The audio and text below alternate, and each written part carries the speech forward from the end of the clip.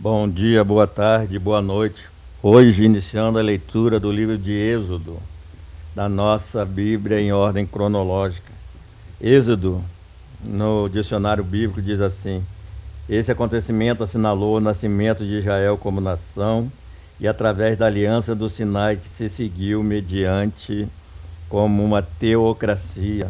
Depois que os hebreus residiram no leste do delta egípcio durante 430 anos, que culminou na escravidão de trabalho forçado aos egípcios nas dinastias 17 e 19, Deus comissionou Moisés, tendo Arão como seu porta-voz, para tirar os escravos hebreus, descendentes tribais de Abraão, Isaque e Jacó, livrando-os do Egito para se tornar uma nação na Palestina, a terra prometida, a despeito da hostilidade e poder temporal de Faraó e posteriormente da própria infidelidade de Israel. Isso veio a suceder no tempo apropriado. Então vamos assim, depois dessa explicação do dicionário, continuar a leitura em Êxodo, capítulo 1, a opressão no Egito, que nos diz assim: são estes, pois, os nomes dos filhos de Israel que entraram com Jacó no Egito, cada um com sua respectiva família: Rubens, Simeão, Levi e Judá, Issacar, Zebulon e Benjamim, Dan, Naphtali, Gad e Azer. Ao todos os descendentes de Jacó eram 70. José, porém, já estava no Egito. Ora, morreram José, todos os seus irmãos e toda aquela geração. Os israelitas, porém, eram férteis, proliferaram, tornaram-se numerosos e fortaleceram-se muito, tanto que encheram o país. Então subiu ao trono do Egito um novo rei, que nada sabia sobre José. Disse ele a seu povo: vejam, o povo israelita é agora numeroso e mais forte que nós. Temos que agir com astúcia para que não se tornem ainda mais numerosos e, no caso de guerra, aliem-se aos nossos inimigos, lutem contra nós e fujam do país.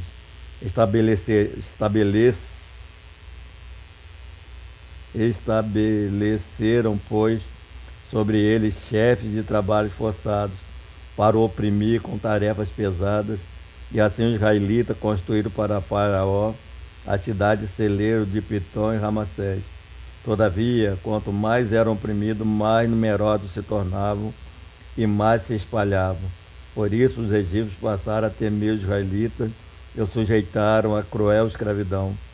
Tornaram-se a vida amarga e pondo-lhes a árdua tarefa de preparar o barro e fazer tijolos, executar todo tipo de trabalho agrícola. Em tudo os egípcios os sujeitavam a cruel escravidão. O rei do Egito ordenou às parteiras dos hebreus, que se chamavam Cifra e Puá: quando vocês ajudarem as hebreias a dar à luz, verifique se o menino, se for menino, se for, matem-no, e se for menina, deixem-na viver. Todavia as parteiras temeram a Deus e não obedeceram à ordem do rei do Egito. Deixaram viver os meninos. Então o rei do Egito convocou as parteiras e lhe perguntou: por que vocês fizeram isso? Por que deixaram viver os meninos? Responderam as parteiras ao faraó: as mulheres hebreias não são como as egípcias, são cheias de vigor e dão à luz antes de chegar às parteiras. Deus foi bondoso com as parteiras e o povo ia se tornando ainda mais numeroso, cada vez mais forte, visto que as parteiras temeram a Deus, ele concedeu-lhe que tivesse suas próprias famílias. Por isso Faraó ordenou a todo o seu povo: lance ao Nilo todo menino recém-nascido, mas deixe viver as meninas. O nascimento de Moisés. Um homem da tribo de Levi casou-se com uma mulher da mesma tribo, e ela engravidou e deu à luz a um filho. Vendo que ele era bonito, ela o escondeu por 3 meses. Quando já não podia mais escondê-lo, pegou um cesto feito de junco e o vedou com piche e betume. Colocou nele o menino e deixou o cesto entre os juncos à margem do Nilo. A irmã do menino ficou observando de longe para ver o que lhe aconteceria. A filha de Faraó descera ao Nilo para tomar banho. Enquanto isso, as suas servas andaram pela margem do rio. Nisso viu o cesto entre os juncos e mandou sua criada apanhá-lo. Ao abri-lo, viu um bebê chorando e ficou com pena dele e disse: Esse menino é dos hebreus.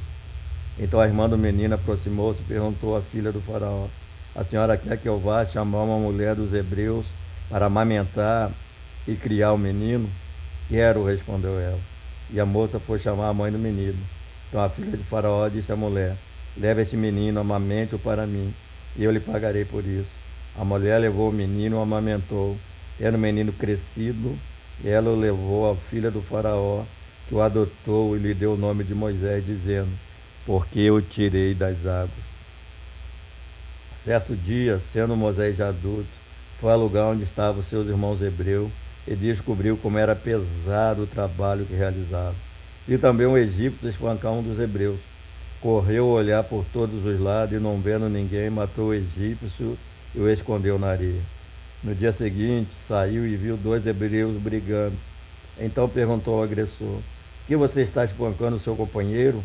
O homem respondeu: Quem o nomeou líder e juiz sobre nós? Quer matar-me como matou o egípcio? Moisés teve medo e pensou: Com certeza tudo já foi descoberto. Quando o faraó soube disso, procurou matar Moisés, mas esse fugiu e foi morar na terra de Midian. Ali assentou-se à beira de um poço. Ora, o sacerdote de Midian tinha 7 filhas. Elas foram buscar água para encher os bebedouros e dar de beber ao rebanho de seu pai. Alguns pastores se aproximaram e começaram a expulsá-la dali. Moisés, porém, veio em auxílio delas e deu água ao rebanho. Quando as moças voltaram a seu pai, Reuel, este lhe perguntou: Por que voltaram tão cedo hoje? Elas responderam: Um egípcio defendeu-nos dos pastores e ainda tirou água do poço para nós e deu de beber ao rebanho. Onde está ele? Perguntou o pai a elas. Porque deixaram lá, convide-o para comer conosco. Moisés aceitou e concordou também em morar na casa daquele homem. E este lhe deu por mulher sua filha Zípora. Ele deu à luz a um menino, a quem Moisés chamou o nome de Gerson, dizendo: Sou imigrante em terra estrangeira. Muito tempo depois morreu o rei do Egito. Os israelitas gemiam e clamavam debaixo da escravidão. E o seu clamor subiu até Deus. Ouviu Deus o lamento deles e lembrou-se da aliança que fizeram com Abraão, Isaque e Jacó. Deus olhou para os israelitas e viu a situação dele. Moisés e a sarça em chamas. Moisés pastoreava o rebanho de seu sogro Jetro, que era sacerdote de Midian. Um dia levou o rebanho para o outro lado do deserto e chegou a Horebe, um monte de Deus. Ali o anjo do Senhor lhe apareceu numa chama de fogo que saía do meio de uma sarça. Moisés viu que, embora a sarça estivesse em chamas, não era consumida pelo fogo. Impressionante, pensou, porque a sarça não se queima? Vou ver isso de perto. O Senhor viu que ele se aproximava para observar. Então, do meio da sarça, Deus o chamou: Moisés, Moisés! Eis-me aqui, respondeu ele. Então disse Deus: Não se aproxime, tire a sandália dos pés, pois o lugar em que você está é terra santa.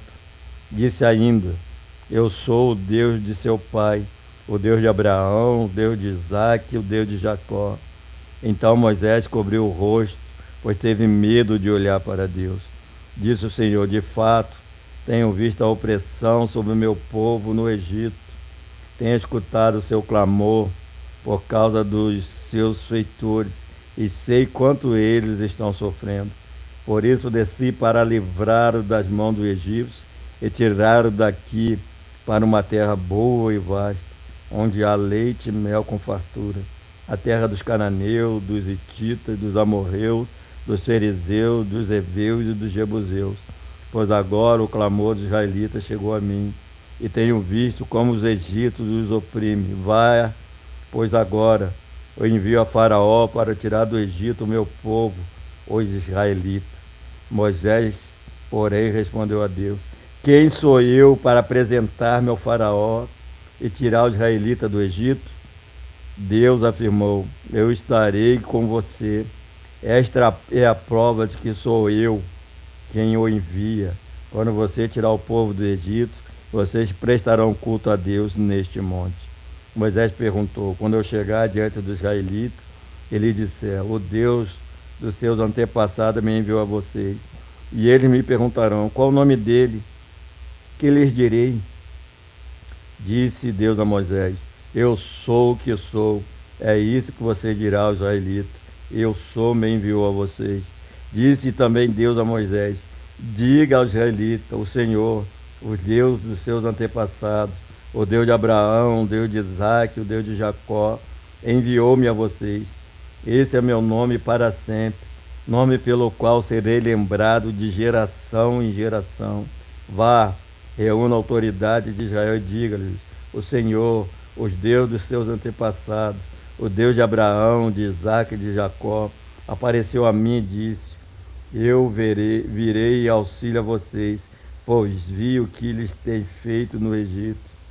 Prometi tirar-os da opressão do Egito para a terra dos cananeus, dos hititas, dos amorreus, dos fariseus, dos heveus e dos jebuseus, terra onde há leite e mel com fartura.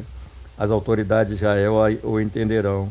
Depois você irá com eles ao rei do Egito e o rei dirá: o Senhor Deus, o Deus dos hebreus, veio ao nosso encontro. Agora deixa-nos fazer uma caminhada de 3 dias, adentrando ao deserto, para oferecermos sacrifício ao Senhor nosso Deus. Eu sei que o rei do Egito não deixará sair, a não ser que uma poderosa mão o force. Por isso, estenderei a minha mão e ferirei os egípcios com todas as maravilhas que realizarei no meio deles. Depois disso, ele os deixará sair. E farei que os egípcios tenham boa vontade para com o povo, de modo que quando vocês saírem, não sairão de mão vazia. Todos os israelitas pedirão às suas vizinhas, as mulheres que estiverem hospedando-os em casa, objetos de prata, de ouro e roupas que vocês porão em seus filhos e suas filhas. Assim vocês despojarão os egípcios. Os sinais concedidos a Moisés. Êxodo 4. Moisés respondeu: e se eles não acreditarem em mim, nem quiserem me ouvir, disserem: o Senhor não lhe apareceu? Então o Senhor lhe perguntou: que é isso na sua mão? Uma vara, respondeu ele. Diz o Senhor: jogue-a no chão. Moisés jogou e ela se transformou numa serpente. Moisés fugiu dela. Mas o Senhor lhe disse: estenda a mão e pegue-lhe pela cauda. Moisés estendeu a mão, pegou a serpente e ela se transformou numa vara em sua mão. E diz o Senhor: isso é para que eles acreditem que Deus dos seus antepassados, o Deus de Abraão, de Isaque e o Deus de Jacó, apareceu a vocês. Disse-lhe mais o Senhor: coloque a mão no peito. Moisés obedeceu, e quando a retirou, ela estava leprosa, parecia neve. Ordenou-lhe depois: agora coloque a mão no peito. Moisés tornou a pôr a mão no peito, e quando a tirou, ela estava novamente como o restante da sua pele. Prosseguiu o Senhor: se eles não acreditarem em você, nem derem atenção ao primeiro sinal milagroso, acreditarão no segundo. Se ainda não acreditarem nesses 2 sinais, nem lhe deres ouvido, tire um pouco de água do Nilo e derrame em terra seca. Quando você derramar essa água em terra seca, ela se transformará em sangue. Depois, porém, Moisés ao Senhor: ó Senhor, nunca tive facilidade para falar, nem no passado, nem agora que falaste a teu servo. Não consigo falar bem. Disse-lhe o Senhor: quem deu a boca ao homem? Quem o fez surdo ou mudo? Quem lhe concedeu vista ou torna-o cego? Não sou eu, o Senhor? Agora, pois, vá, eu estarei com você, ensinando-lhe o que dizer. Respondeu-lhe, porém, Moisés: ah, Senhor, peço que envie outra pessoa. Então o Senhor se irou com Moisés e lhe disse: você não tem o seu irmão Arão, o levita? Eu sei que ele fala bem. Ele está vindo ao seu encontro e se alegrará ao vê-lo.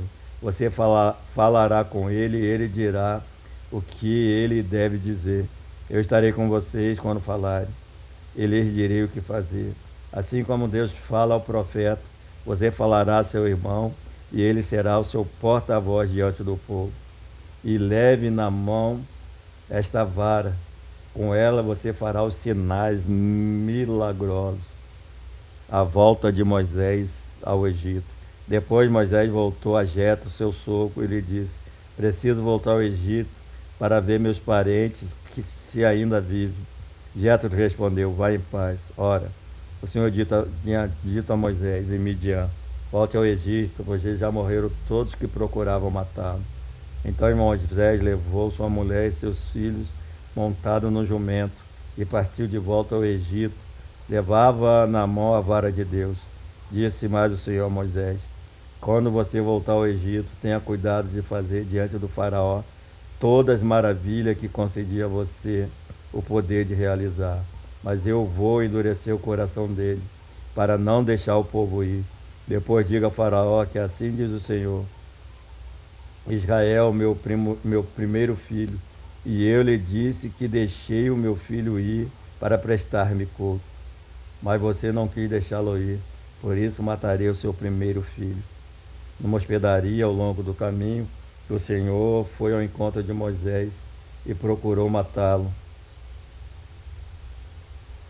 Mas Zípora pegou uma pedra afiada, cortou o prepúcio de seu filho e tocou os pés de Moisés e disse: você é para mim um marido de sangue. Ela disse: marido de sangue, referindo-se à circuncisão. Nessa ocasião o Senhor o deixou. Então o Senhor disse a Arão: vá ao deserto, encontre-se com Moisés. Ele foi e encontrou-se com Moisés no monte de Deus e o saudou com um beijo. Moisés contou a Arão tudo que o Senhor lhe tinha mandado dizer, e também falou de todos os sinais milagrosos que havia ordenado a realizar. Assim Moisés e Arão foram e reuniram todas as autoridades israelitas, e Arão lhe contou tudo que o Senhor dissera a Moisés. Em seguida Moisés também realizou os sinais diante do povo, e eles creram. Quando o povo soube que o Senhor decidira vir em seu auxílio, tendo visto a sua opressão, curvou-se em adoração. O faraó aumenta a opressão. Depois disso, Moisés e Arão foram falar com o faraó e disse: assim diz o Senhor, o Deus de Israel: deixe o meu povo ir para celebrar uma festa no deserto. O faraó respondeu: quem é o Senhor para que eu lhe obedeça e deixe Israel sair? Não conheço o Senhor e não deixarei sair Israel. Eles insistiram: o Deus dos Hebreus veio ao nosso encontro. Agora permita-nos caminhar 3 dias no deserto para oferecer sacrifício ao Senhor, o nosso Deus. Caso contrário, ele nos atingirá com pragas e com a espada. Mas o rei do Egito respondeu: Moisés e Arão, por que vocês estão fazendo o povo interromper as suas tarefas? Volte ao trabalho. E acrescentou: essa gente já é tão numerosa e vocês ainda os fazem parar de trabalhar. No mesmo dia o faraó deu a seguinte ordem aos feitores e capatazes responsáveis pelo povo: não forneçam mais palha ao povo para fazer tijolo como faziam antes. Eles que tratem de juntar palha, mas exijam que continue a fazer a mesma quantidade de tijolos. Não reduzam a cota. São preguiçosos, por isso estão clamando: iremos oferecer sacrifício ao nosso Deus. Aumente a carga de trabalho dessa gente para que cumpra suas tarefas e não dê atenção às mentiras. Os feitores capatazes foram dizer ao povo: assim diz o faraó: já não lhes darei palha. Saiam e recolham-na onde puderem achá-la, pois o trabalho de vocês em nada será reduzido. O povo então espalhou-se por todo o Egito, a fim de ajuntar restolho em lugar de palha. Enquanto isso, os feitores os pressionavam, dizendo: completem a mesma tarefa diária que lhe foi exigida quando tinha palha. Os capatazes israelitas, indicados pelos feitores do faraó, eram espancados e interrogados: por que não completam hoje a mesma cota de tijolo dos dias anteriores? Então os capatazes israelitas foram apelar para Faraó: por que tratas os teus servos dessa maneira? Nós, teus servos, não recebemos palha E contudo nos dizem, façam tijolos. Os teus servos têm sido espancados, mas a culpa é do teu próprio povo. Respondeu Faraó. Preguiçosos é o que vocês são. Preguiçosos, por isso andam dizendo, iremos oferecer sacrifício ao Senhor. Agora voltem ao trabalho. Vocês não receberão palha alguma. Continue a produzir a cota integral de tijolos. Os capatazes israelitas se viram em dificuldade quando lhes disseram que não poderiam reduzir a quantidade de tijolo exigida a cada dia. Ao saírem da presença de Faraó, encontraram Moisés e Arão, que estavam à espera deles. Eles disseram, o Senhor os examine e os julgue.